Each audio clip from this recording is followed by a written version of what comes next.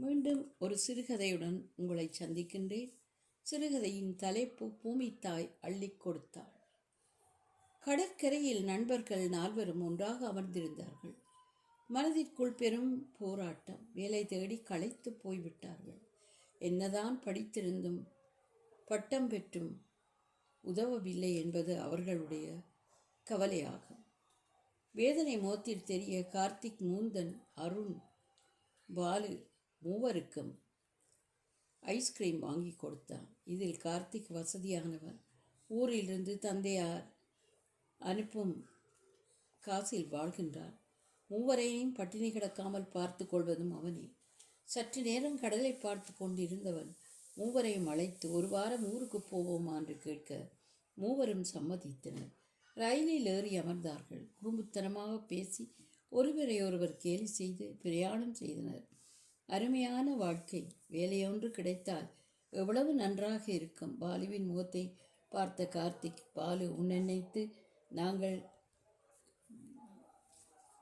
பிரயாணத்தை தொடர்ந்தோ. நீ சிரிக்க மறப்பது எமக்கும் பிடிக்கவில்லை என்றார். கேலியாக சிரித்தான். எனக்கு நடிக்க வராது என்று உண்மையாக வாழ ஆசைப்படுகின்றேன். அப்படியா? எனக்கு 2 தங்கைகள் இருக்கின்றார்கள். சாதாரணமான அழகுதான். ஒருத்தி வசதியான வாழ்க்கை உனக்கு அமைந்தால் திருமணம் செய்வாயா என்று கேட்க, அதற்கு என்ன, கண்டிப்பாக செய்வேன். விளையாட்டிற்கில்லை, அப்புறம் பேச்சை மாற்றக்கூடாது என்று சட்டென்று சொன்னது. மூவரும் சிரித்தனர். பொழுது விடிந்தது. ஒரு குதிரை வண்டியில் ஏறிச் சென்றபோது நண்பர்களின் மகிழ்ச்சிக்கு அளவே இல்லை. பாலம்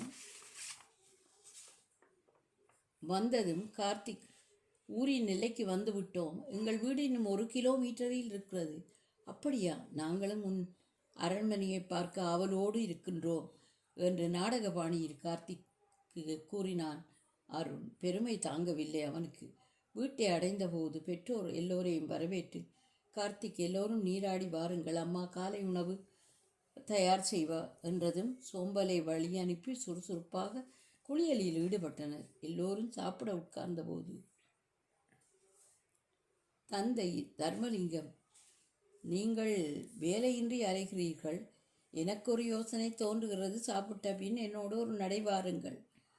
நான் சொல்வது பிடிக்கலாம், பிடிக்காமலும் போகலாம். பிடித்தால் உடனே செயலில் இறங்குவோம் என்றதும் புதிர் விளங்காமல் அம்பிகா தட்டில் வைக்கும் இட்லிகளை பார்த்து உண்டனர். பாலு வெளிப்படையாக பேசுபவன். அத்தை, இட்லி பொடியும் சட்னி சாம்பார் என்ன சுவை, எனக்கு இன்னும் 2 வேண்டும் என்றதும் சிரித்தபடி, தாராளமாக இருக்கிறது, சாப்பிடப்பா என்றார். ஒரு பிடி பிடித்தான் பாலு.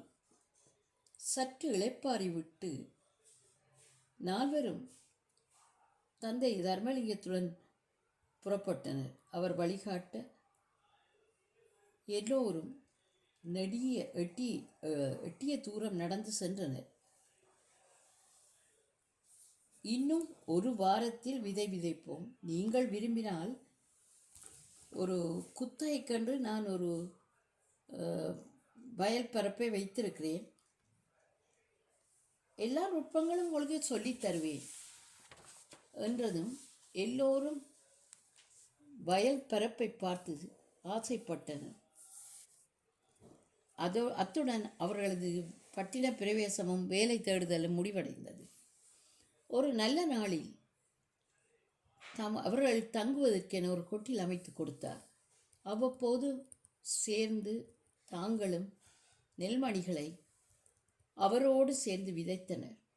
ஏற்கனவே பண்படுத்திய நிலம், காலம் தவறாமல் பெய்யும் மழை, வெயில் கை கொடுக்க பார்த்து கொண்டிருக்க வீரியத்துடன் நெற்பயிர்கள் வளர்ந்தன. பச்சை பசையிலென தலை சாய்க்கும் அந்த காட்சி மனதிற்கு மகிழ்ச்சியை தந்தன. வெள்ளை காகிதம் போல் கொக்குகள் பறப்பது கண்டு பாலு குழந்தை போல் சிரித்தான். பக்கத்து மரத்தில் காணப்படும் தூக்கணாங்குருவிக்கூடுகள் கலைநயத்தை கூறின. கார்த்திக், சிறு குருவிகள் எத்தனை அழகாக கட்டிக்கொண்டு இருக்கின்றன. நாம் மனிதர்கள் எப்படி வாழ வேண்டும் என்று சொல்லத் துவங்க, போதும் சாமி, நீ கவிதை எழுதத் தொடங்காதே என்று கேலி செய்தார். நெல்மணி முற்றி உரிய காலத்தில் அறுவடை செய்து குவிந்தன. நெற்குதிர்கள் நிறைய அதை அடித்தெடுக்க தர்மலிங்கத்தார் உளவி யந்திரம் கொடுத்து உதவினார். நெல் மூட்டைகள் லாரியில் ஏற்றப்பட்டது. விற்பனைக்கு முன் பாலு விதை நெல்லை எடுத்து வையுங்கள், மறுமுறை விதைக்க உதவும் என்றதும் தர்மலிங்கம் சிரித்தபடி, பாலும் மீண்டும் வருவது உறுதி, மற்ற இருவர் என்னவோ தெரியவில்லை, நாங்கள் 2 வாரம் சென்றுவிட்டு மீண்டும் வருவோம் என்றார். முகுந்தன்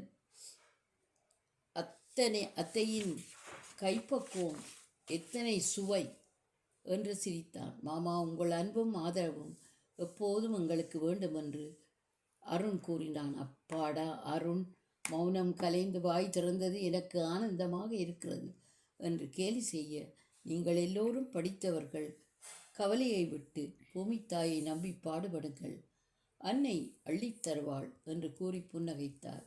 புது வருட பிறப்பிற்கு வீட்டிலுள்ளோர் எல்லோருக்கும் புடவை எடுக்க புறப்பட்டனர். அவர்களின் மகிழ்ச்சியைக் கண்டு அம்பிகா மனம் குளிர்ந்தாள். யாவும் கற்பனை. நன்றி, வணக்கம்.